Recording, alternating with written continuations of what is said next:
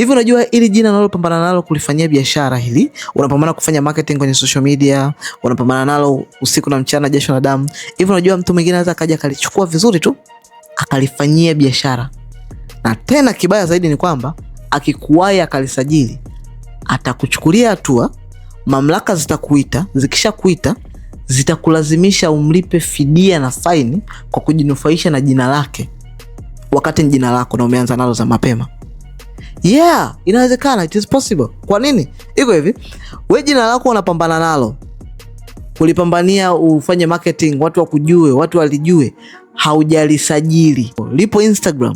Instagram inatumiwa na users millions and millions for Tanzania tu peke yake. Millions and millions wanatumia Instagram. Unafanya marketing kwa nguvu, unajichetua, unaluka hapa Instagram, alafu huna umiliki nalo. Rafiki yangu, tegemea muda wote, saa yote, jina lako likishakuwa kubwa, mtu mwingine analichukua, anawahi kukimbia, analisajili. Akishalisajili, wewe ndo mwizi, na ukishakuwa mwizi, mamlaka zitakuita, utamlipa pesa nyingi kwenye jina ambalo umelihangaikia, umelipambania. Ili kuepuka hili ni kufanyaje? Hakikisha umesajili jina la biashara yako, kujiweka mikononi salama. So, kama wewe ni huyu, comment neno biashara hapo chini.